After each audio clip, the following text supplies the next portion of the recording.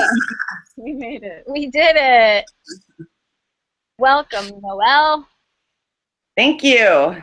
I know we tackled the Google Plus beast together. Thank you for our 2 viewers for hanging in there. Sorry. Yeah. No. Hello. Yeah, like I said, welcome. Thanks for joining us. Okay, so I'll tell you and our viewer about this. My name is Isis Madrid. I'm the social media journalist for PRI The World's Across Women's Lives series. This is Ann Bailey. Yeah, I'm Ann Bailey. I'm the digital journalist here for this project. Thank you. Thank you for our 2 viewers. Oh, weird. We have some reverb. Hang on one second. Hold up. Our 2 viewers Oh, looks like we're on a bit of a delay. All right. Okay. Like I said, welcome. Thanks for joining us. Well, Open and Hold on one nice second. window too. All right. Okay, I think we're good. Back on track. So that's who we are. And the reason we have you on the program is because we've been doing a wonderful video and digital series on sex trafficking in Thailand. And kind of what we want to do is bring it back home a little bit, show the connection that this isn't an issue that's just happening abroad. It happens here at home, and it doesn't get enough attention, obviously. right. We heard about you through Ann's friend Tim. Yeah, through Tim. And basically, I just got back a few months ago from doing some reporting with another colleague of mine named Josh Meltzer. And we were reporting on sex trafficking issues in northern Thailand and looking kind of at the sex industry as a whole. So we wanted to have you talk as a way to kind of make this connection back to the U.S. because I think a lot of people have this idea that, you know, this sex trafficking doesn't happen in the U.S. at all. So it's this thing that happens somewhere else. So we just thought it'd be a great chance to get a voice that can speak to what's going on in the U.S. So we're really excited that you joined us. Yeah. Very psyched. For anyone following along at home, feel free to tweet along to follow us on the hashtag AWLNoel, N-O-E-L, and leave your questions and comments below. And we'll do our best to answer. We've been getting some great questions already for you, Noel, so we'll share those with you. Okay. So yeah, let's start. Yeah. So basically, like I said, I just got back from doing this reporting in Thailand, and one of the videos, I've been doing these little short videos that are about a minute long, and I think today was the 4th one that went out, and it focused on underage trafficking of girls. And so I kind of wanted to get a sense from you, since you have that experience here in the States, if you could talk a little bit about your experience and how you came to be involved in this. Okay. Yeah. What? So first of all, domestic sex trafficking is a huge issue here in the United States. It is happening every day. It doesn't stop. I meet with girls every day who have been through this or are going through this. My experience was, I was young, and this is the common experience is that, you know, girls are very vulnerable when they get caught up in this kind of life. And I was very young. I came from some violent kind of background. I got pregnant at a young age. You know, and this goes back to some of the trauma that I dealt with as a kid as well. I got pregnant at a young age, at 15. And when I got pregnant, my family told me that I had to leave. So I left home and was pregnant, and I ended up just staying with different people and staying with friends until I was able to have the baby, and I had my son, and he went with his father's family because, you know, I didn't have any stable place to take him, or, you know, or to be a mother. So I was pretty much just left out in the world, you know, at a very young age, and, you know, just lost my son. You know, didn't have family. Was just really scared out here and didn't know what I was going to do. And I want to say that pimps and predators look for. I was a perfect victim for a predator, an exploiter, a pimp, whatever you want to call it.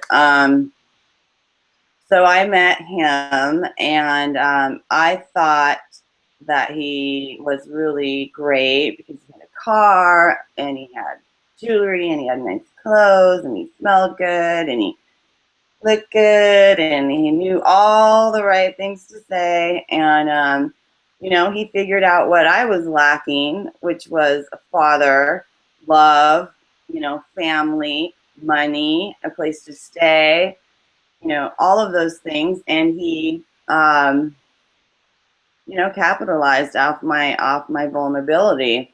And eventually, you know, I was taken to Hollywood. And this is around the Pretty Woman time, I guess. All right. Yeah, I was taken to Hollywood with him, and he had, you know, got me all excited about going on this trip, and we're going to Hollywood. And, you know, I was young, and I was like, I'm going to get discovered. And, you know, I mean, it kind of, you know, media and movies kind of made it seem that way back then. And actually, I was made to work out on the streets once we got there. And, you know, I feared for my life. I feared for everything. You know, he threatened my son, threatened, you know, everything. And I believed his threats because he was already pretty violent with me. Now, why didn't I walk away from that violence in the beginning? Well, because I came from that. And that is what I was used to. And that, to me, meant that he loved me. And it meant that he loved me enough to care that much to get that upset. I mean, you know, it's not much different than domestic violence in that way. So anyway, I ended up, you know, being in that life for a very long time, unable to escape from him. I tried a number of times. One time he found me, handcuffed me, locked me in a trunk, drove me to another state. You know, just constantly threatened my child, threatened that he knew where he lived, that he would kill him. It was, you know, beat me to the point where I had to have CAT scans on my brain to see if I had blood clots. I mean, it just total terror, total terror. And back then there was nowhere to go. So that's pretty much what happened. Thank you for sharing with us. Yeah.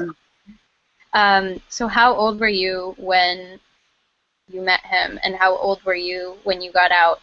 And also, how did you get out? So I met him not too long after I had my son, maybe 6 months, 7 months. You know, it takes months of grooming. There's a grooming process that they go through with the girls. And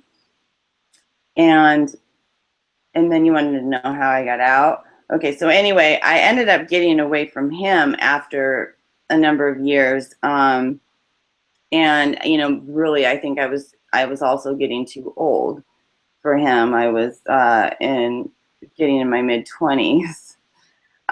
So he couldn't control me as easily because I was starting to become more, I was just getting older. So I got away from him. Now leaving him and having no resources, nobody to go to, no help at all for people who are domestically trafficked, and just nothing. There's no support as far as college, housing, anything at that time.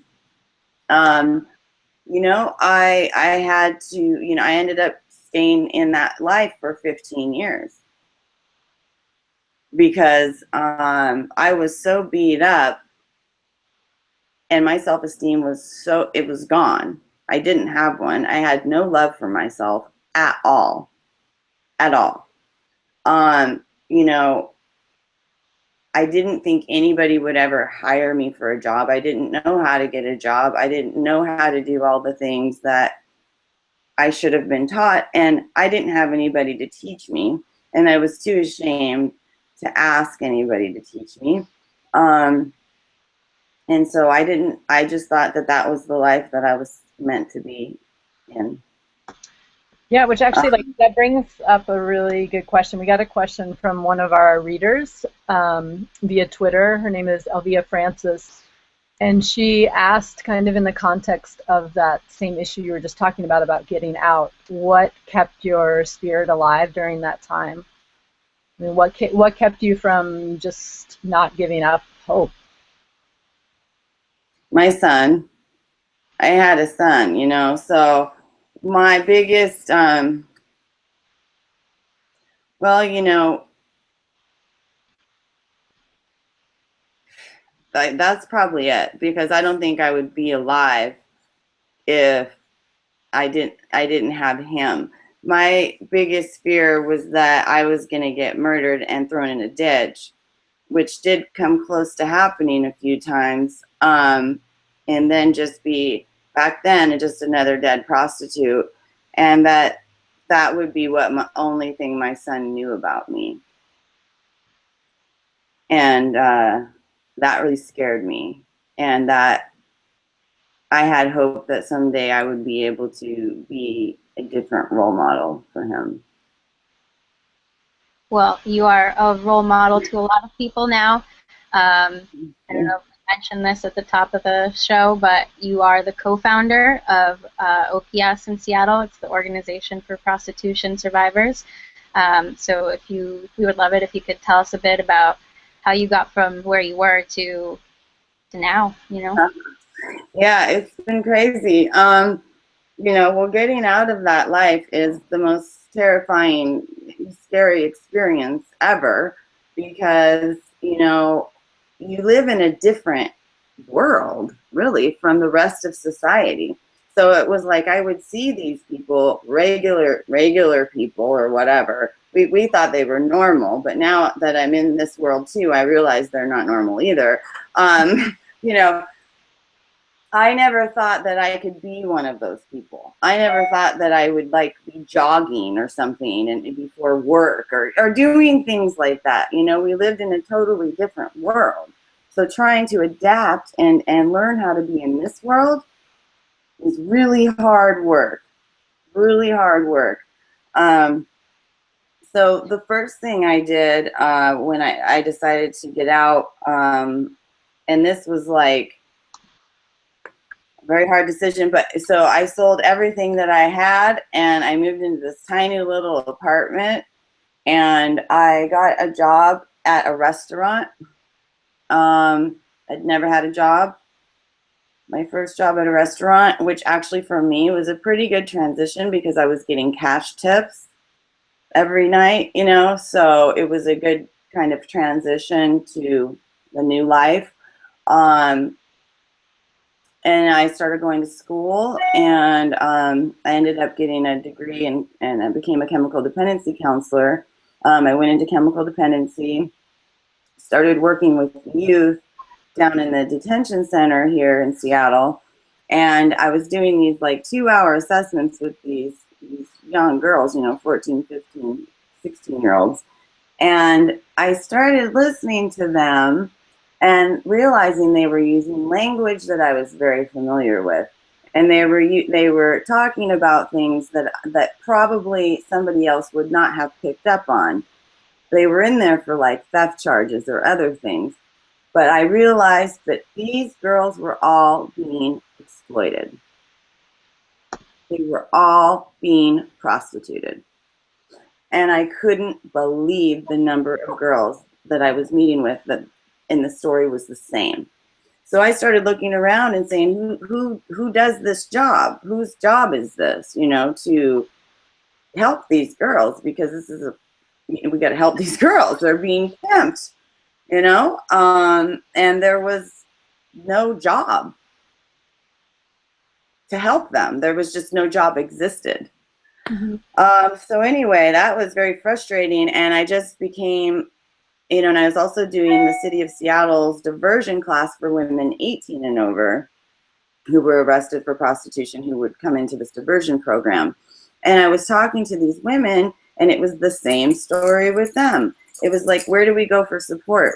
We've never been somewhere like this. We've never been around other survivors who we can talk about this stuff to, like they were so relieved when they came to the class and realized that I had also been there, and that I wasn't going to just lecture them and tell them about stuff I read in books, right? And we needed more of that in Seattle because we had none of it. So I was waiting for somebody to do it, but nobody did it. So then we did it. We did it. We started ops. We started ops, and we started with support groups in the community. No funding, no anything. We just started doing it. I was running support groups in Seattle for specifically these women and girls, and doing art workshops. We believe that, art is a great way to just kind of escape and maybe feel like a kid and just forget all that stuff for a little while.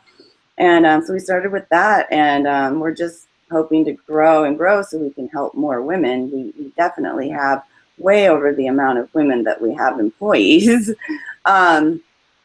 But now, yeah, we do drop-ins twice a week, we serve dinner twice a week, we have Saturday art workshops, we have support groups 3 times a week. We work one-on-one with women, peer mentorship, and my goal is to train women who are getting out of the life to become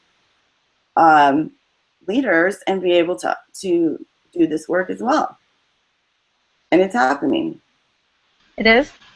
Yes.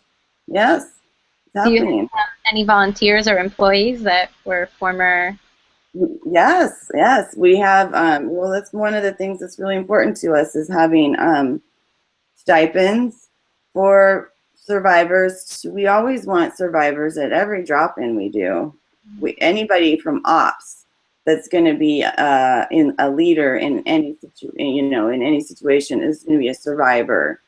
There's always survivors, and yes, they're all women who came through ops.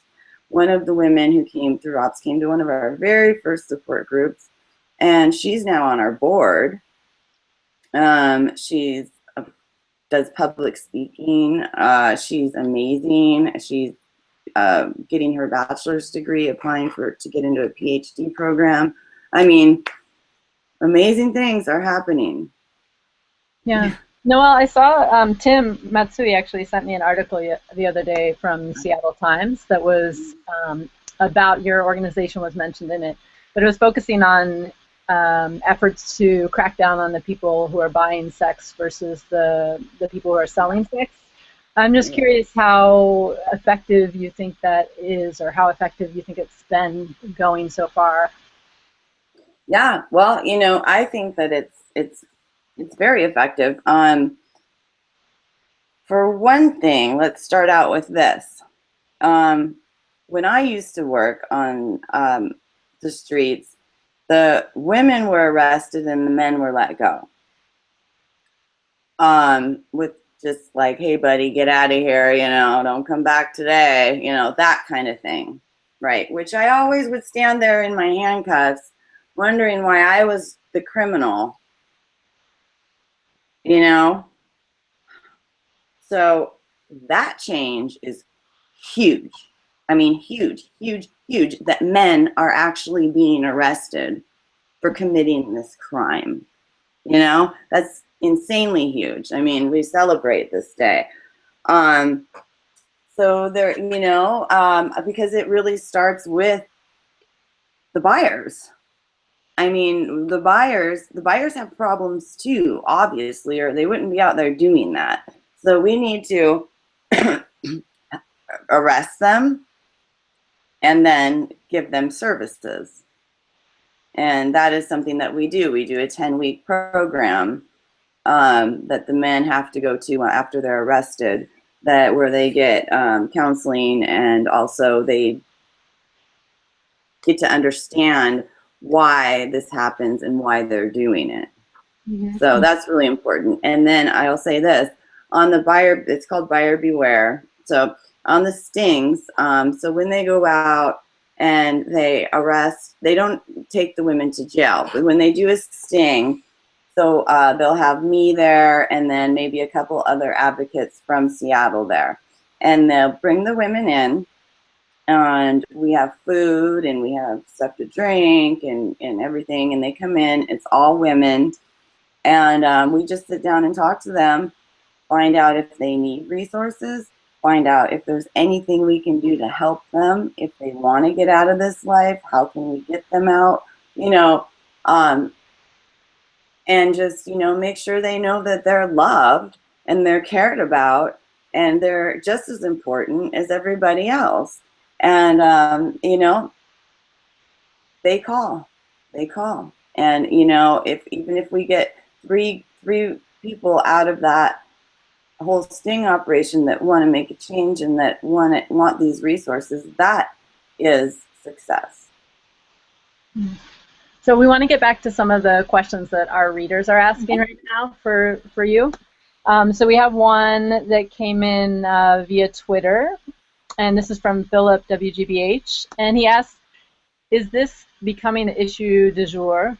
Given the recent impasse in Congress, is it also being heavily politicized? Do you explain a little bit about? Yeah, so this has to do with the recent bill in Congress that was proposed by a Republican from Texas, who basically it was a sex trafficking bill that was designed to benefit victims of sex trafficking by punishing the buyers, so kind of what we were talking about.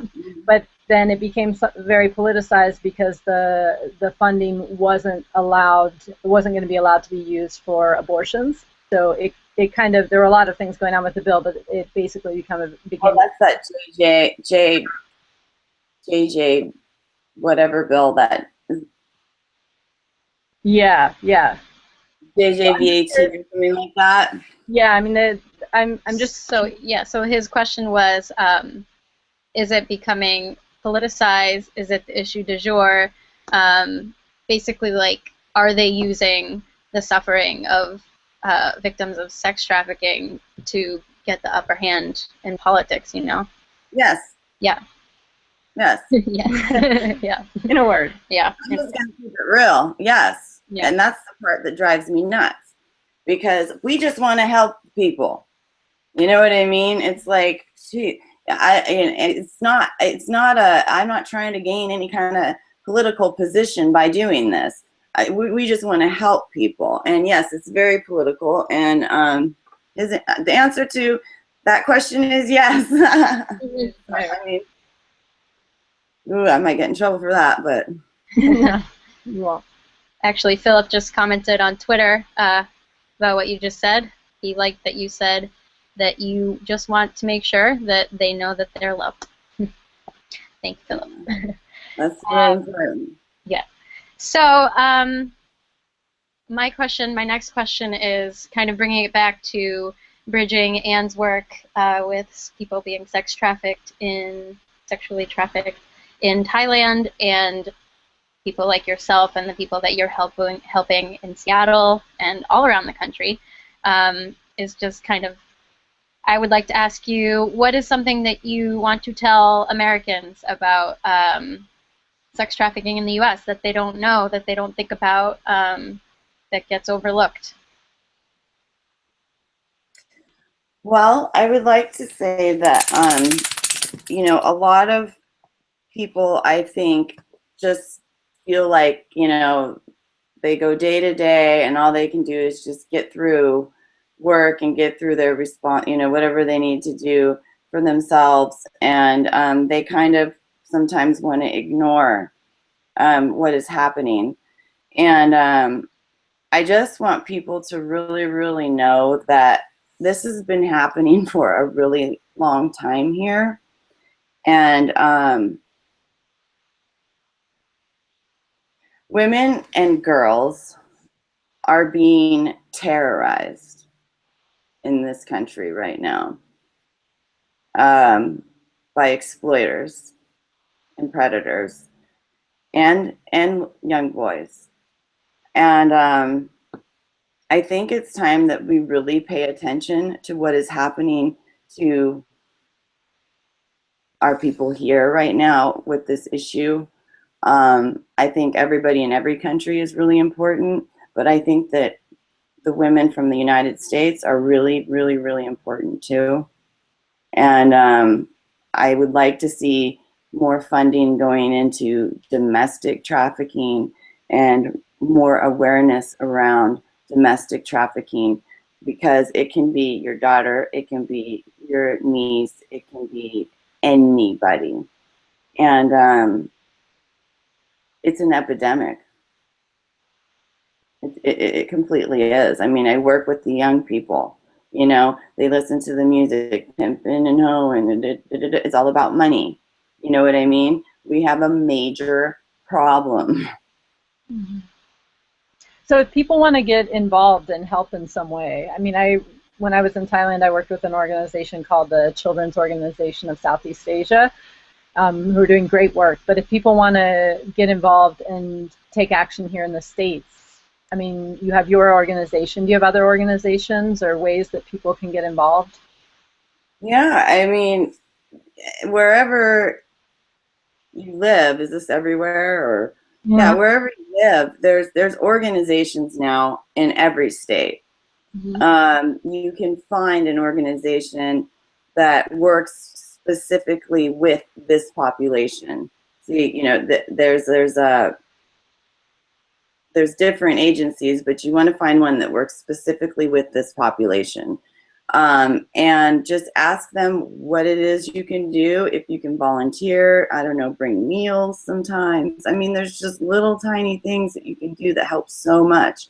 You know, we love it when we get a donation of like gift bags, hygiene bags that we can go out and hand out, you know. I mean, that means the world to somebody who's out there. Mm-hmm. You know, they get a toothbrush, toothpaste, you know, all of those things.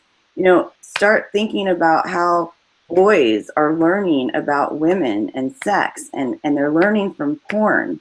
And that is not real. That is not how women are, right? I mean, we need to start educating our boys about sex. Mm-hmm. Yeah. You know, and our girls about, you know, all of this trafficking and all of this materialistic society that we're living in now, and how that life is not worth it because you pay dearly with your soul. You know, it might not seem like it at the time because you're in the middle of it, but when you get, one day it's going to catch up to you. You know, and then you're going to have to deal with PTSD, depression, anxiety, all of the things if you're alive. Mm-hmm. If you're alive. So, you know, we need to be educating at a younger age. We need to be talking to boys about sex at a younger age. You know, we need to be talking about what it means to be a man at a younger age, and stop that conditioning of saying, boys don't cry, you got to be strong, you got to do this, you got to do that. What's school in middle school? How many girls you sleep with? You know, no. You know, we've got it, that pressure is on the boys too. When they're, you know, and I'm not excusing the behavior of going out and thinking that you have the right to buy another human being. I'm not excusing that. But we've got to deal with the issue, you know, for any movement to really happen and any change. Yeah, I think you've made some really good points. Definitely. Thank you so much for sharing your story with us. Yeah, thank you so much, Noel. Thank you so much for struggling with Google Hangouts with us. Technology. Yeah. I'll get it one of these days. Thank you for our viewers. We've had, at one point, we had 12 viewers. people coming out. Yeah, thank you for everyone that participated with the hashtag AWL Noel, Noel. Feel free to continue the conversation offline on social media at pri.org/women's lives. Make sure you watch Anne's awesome series on Thailand. She just dropped a new video today. Very informative. And thank you, Noel. Keep doing your awesome work with OPS. Yeah, thank you so much, Noel. Thank you. And thanks, everyone. Take care. See ya. Bye.